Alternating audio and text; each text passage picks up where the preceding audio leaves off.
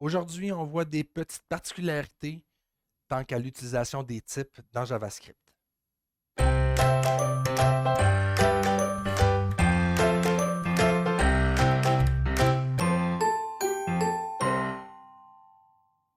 Depuis le début des vidéos, je vous dis que dans JavaScript, on peut utiliser plusieurs types, comme par exemple les chaînes de caractères, les strings, les chiffres, number, d'autres objets, des booléens, des tableaux, etc. Mais une des particularités, là, je vais parler de type, donc c'est le genre de données avec lesquelles on peut travailler dans JavaScript. Mais JavaScript est un outil qui est sans type. Donc, on ne peut pas forcer un type à une variable. C'est un peu bizarre ce que je dis, mais ça va être plus facile en vous le montrant. Euh, Ici, on a notre programme là, de contact. Et puis, je vais prendre par exemple cette variable-là ici. Je vais me mettre en plus petit, si vous permettez. Voilà. Je vais prendre par exemple la variable 68 qu'on appelle choix. Et le choix, c'est le choix que l'utilisateur va rentrer dans le menu. Il y a le choix entre ajouter un nouveau contact, afficher, quitter ou afficher le menu. Il y a quatre choix. Et c'est dans cette variable-là que va se retrouver le choix de l'utilisateur. Donc, on déclare la variable ici var, choix égale à chaîne vide. Donc, d'emblée, on peut penser que choix est de type chaîne de caractères. Ce qui n'est pas tout à fait faux, mais euh, il n'y a rien qui m'empêche par après de faire choix est égal à 1, 2, 3. Et après ça, choix est égal à true, mettre un booléen. Après ça, choix est égal à un tableau que je vais mettre 1, 2, 3, 4, 5, 6 dedans. Puis après ça, choix est égal à new contact, là, juste pour les fins de la présentation. Je vais copier ça ici. New contact, parenthèse. Une parenthèse de trop.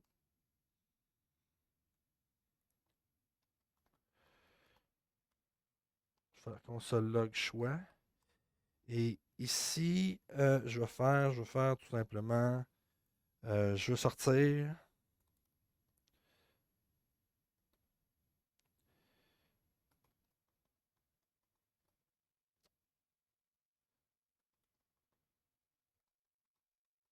Process.exit 0.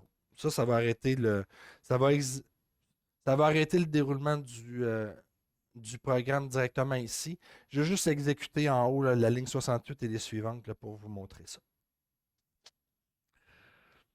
Donc, comment vous pensez que JavaScript va réagir à ça? Va réagir à l'exécution de je mets au départ une chaîne vide dans le choix. Je pourrais mettre vraiment ceci est mon choix.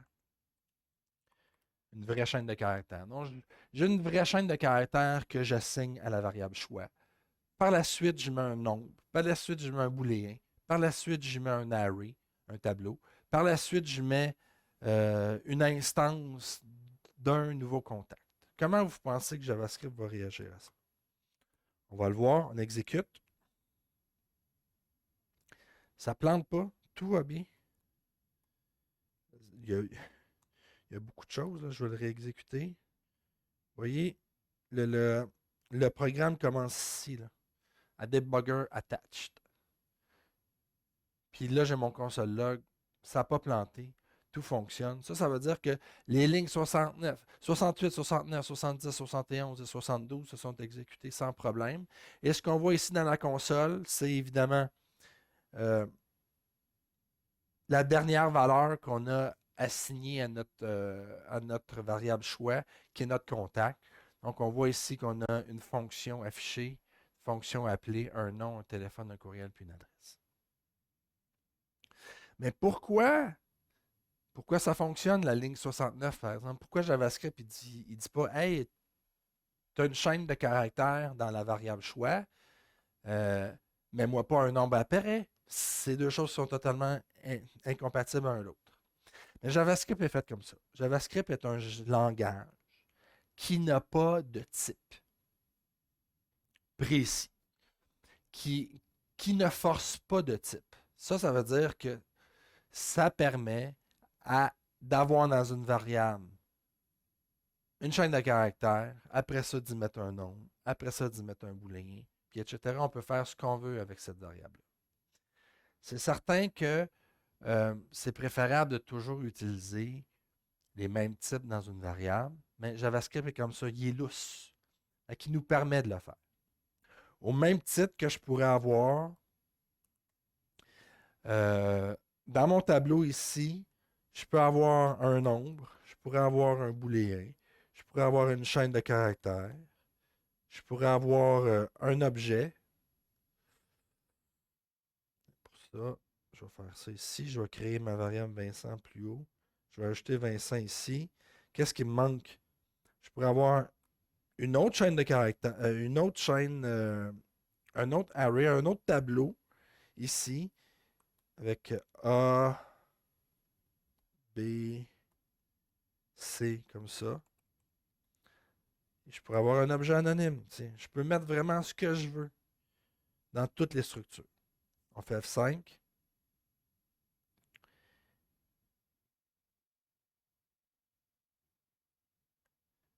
Et là, choix qui est maintenant un tableau commence ici, se termine ici. Et qu'est-ce que j'ai dans mon tableau choix? Ben, j'ai 1 qui correspond ici à 1. J'ai true qui est là. J'ai ma chaîne de caractères qui est là. J'ai mon objet Vincent ici qui est une instance de type contact avec mes deux méthodes puis mes propriétés. J'ai mon autre tableau qui contient ABCD, puis j'ai mon objet vide qui est là. Donc, on peut vraiment faire n'importe quoi en JavaScript. C'est ce qui lui donne autant, je crois, de puissance et de flexibilité. Bon, on dit aussi que avec avec le pouvoir vient de grandes responsabilités. En tant que programmeur, si on utilise ce genre de pouvoir-là dans notre programme, ça nécessite aussi d'avoir une grande rigueur. Parce que les types, si par exemple, on s'attend à ce qu'il y ait une chaîne de caractères, puis finalement c'est un nombre, bien, ça peut faire planter notre programme. Donc ça, c'est une particularité de JavaScript que je voulais discuter avec vous. Et l'autre chose aussi que je voulais préciser avec vous pour JavaScript, c'est comment on déclare nos variables. Euh, Depuis le début, quand je déclare des variables en JavaScript, j'utilise le mot-clé var. Et si vous avez suivi les vidéos depuis le début, la première fois que j'ai utilisé le mot-clé var, j'ai ouvert une parenthèse et j'ai dit si vous êtes des habitudes JavaScript, peut-être que vous êtes en train de crier que j'utilise le mot-clé var. J'ai dit oui, c'est juste, je vais en parler plus tard et on est rendu à ce moment-là. JavaScript dans l'histoire de JavaScript, pour déclarer une variable, c'était tout le temps var. Donc, si vous regardez du vieux code JavaScript, var est utilisé partout pour déclarer une variable. Mais ce n'est pas le meilleur choix. Parce que var le déclare vraiment dans j'ai juste le terme anglais en tête, dans un scope, dans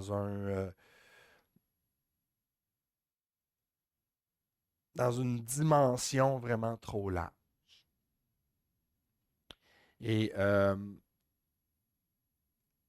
ça, ça créait vraiment des problèmes euh, dans le développement de grosses applications en JavaScript.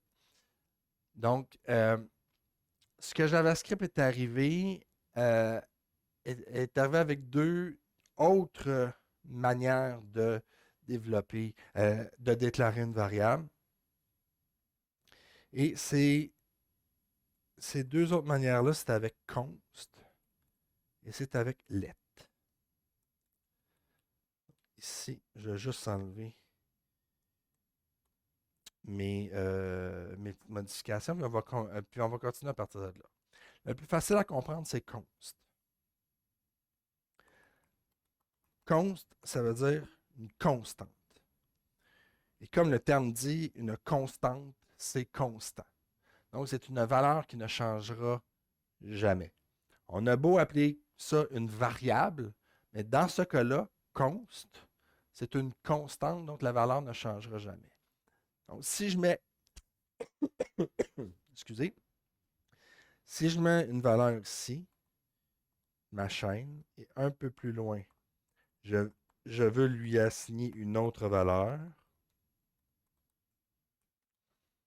et que je fais F5, vous voyez mon programme, il plante ici en bas. Il me dit c'est quoi la ligne qui plante. Choix est égal à une autre valeur. Et l'erreur, c'est quoi? C'est assignment to constant variable.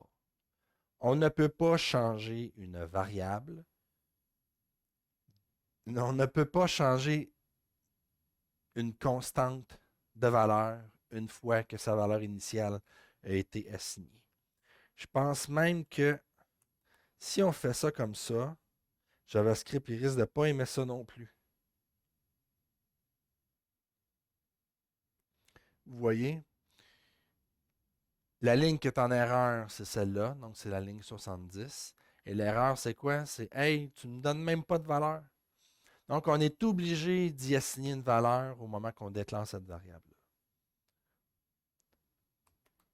On lui donne une valeur comme ça, et comme ça, il va être heureux. Il ne sera pas heureux à la ligne 72, mais si on fait ça, il va être heureux.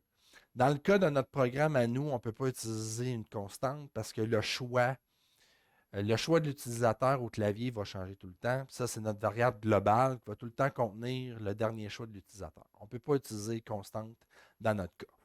Dans quel cas on peut utiliser des constantes? Si vous faites, par exemple, un programme mathématique qui calcule le rayon d'un cercle, par exemple, et que vous avez besoin de la valeur de pi. Pas de la valeur de pi, mais d'une valeur approximative, devrais-je dire, de la valeur de pi. Il n'y a rien qui vous empêcherait de faire une constante.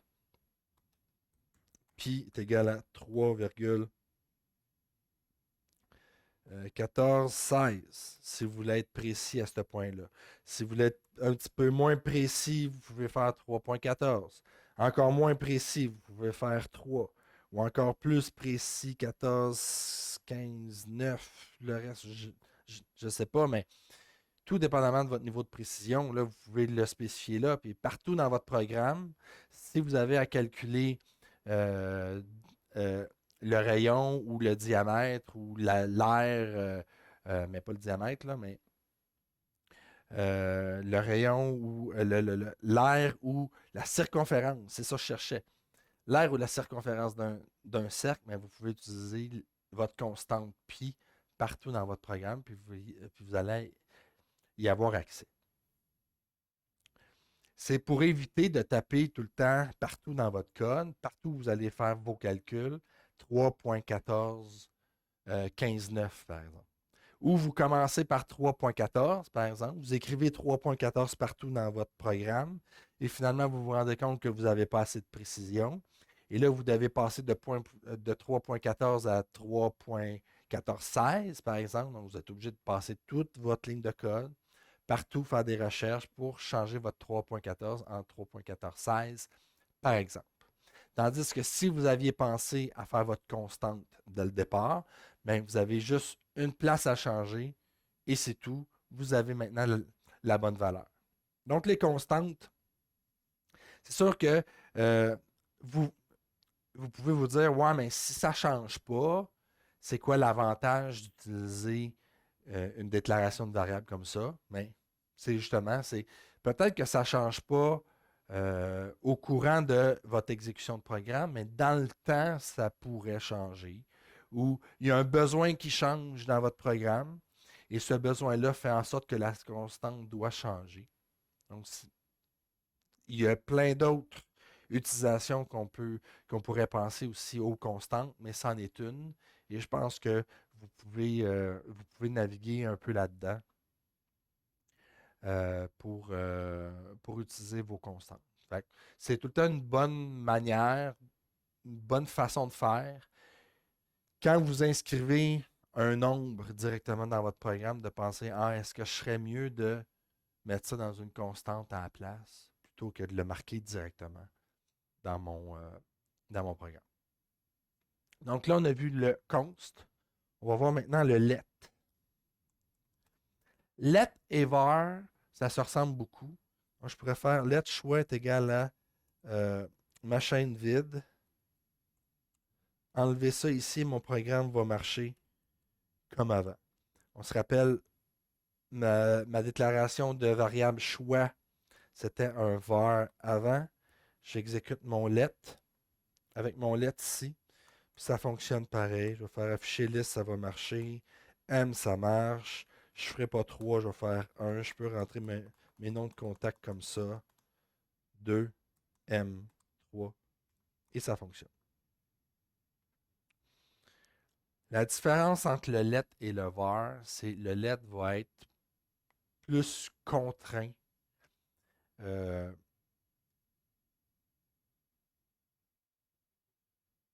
le let va être plus contraint selon où on va où on va le définir.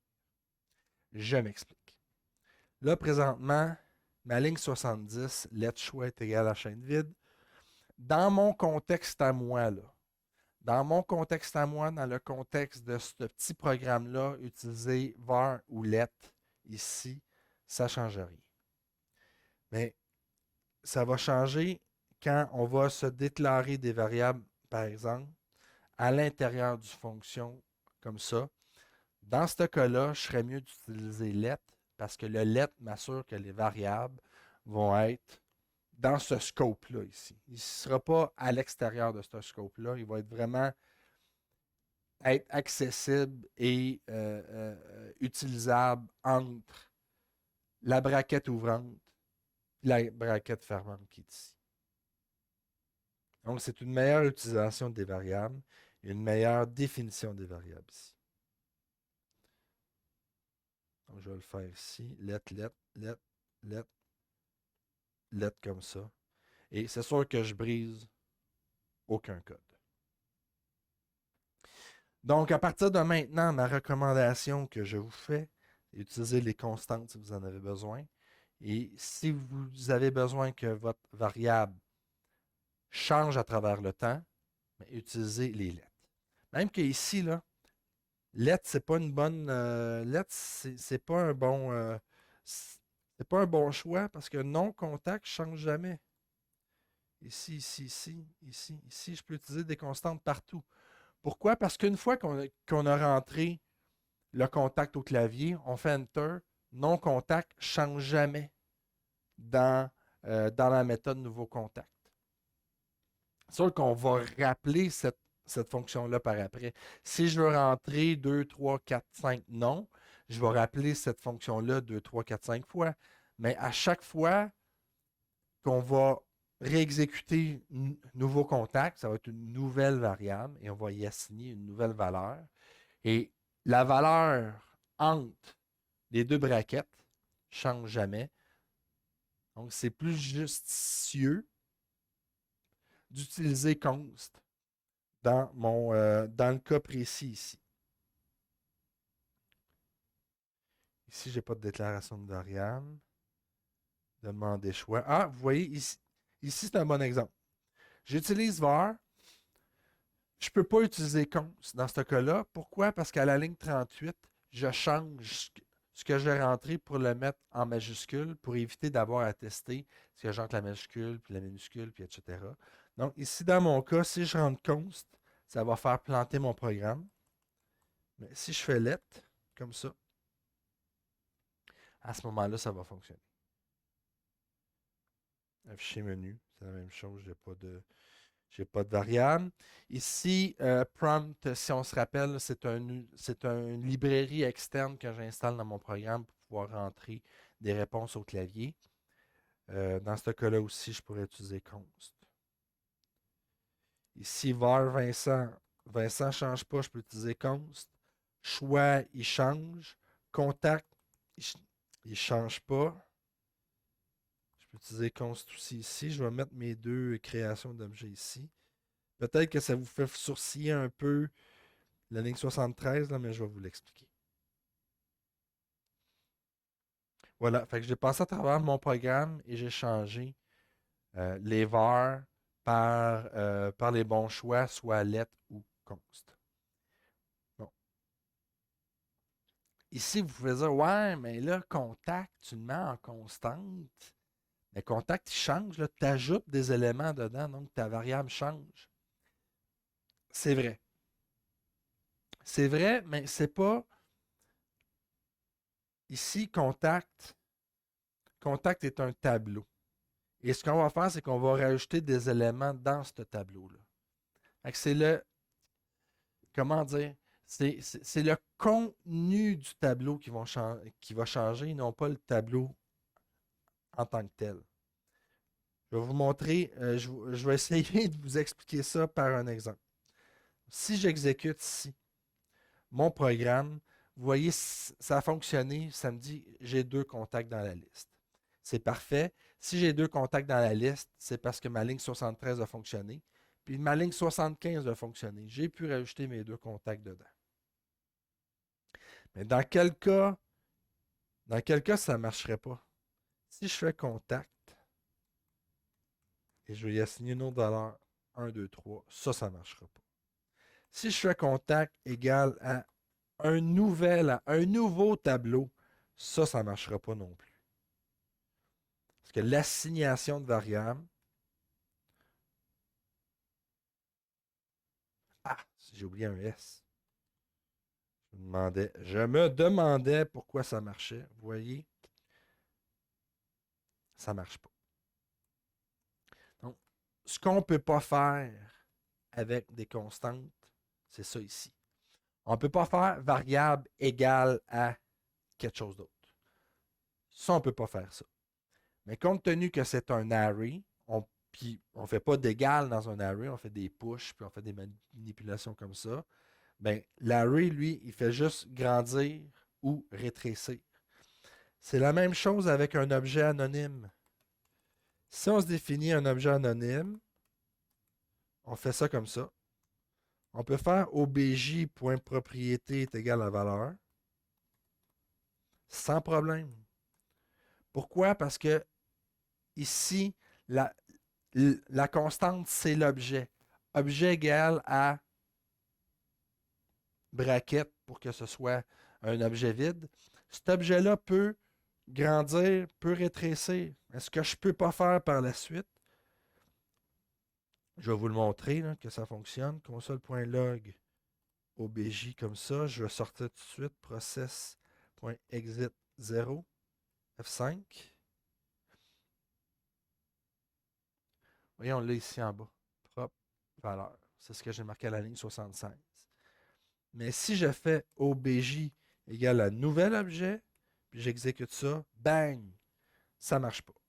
Parce qu'on ne peut pas réutiliser le égal sur une variable qui a été définie comme étant une constante. Mais on peut changer le contenu si c'est un objet ou si c'est un array.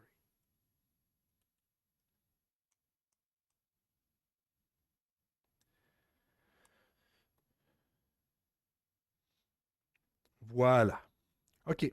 Je sais que c'est peut-être pas tout à fait clair la différence entre le var et le let. Je dois vous avouer que c'est un concept que je comprends, mais que j'ai de la misère à expliquer. Alors, mon but, c'était juste de semer un peu d'informations. Et à partir de là, mais je vous invite à lire un peu plus par vous-même sur la différence entre le var et le let, si jamais c'est un peu trop que, que mes explications sont un petit peu trop nébuleuses par rapport à ça. J'espère que vous avez aimé. Je vous invite à aller vous abonner sur ma chaîne YouTube ou si vous abonnez à mon compte Twitter, Bandana Code 2020, et d'aller voir ma page Facebook, Bandana Code. D'ici le prochain, je vous dis ciao!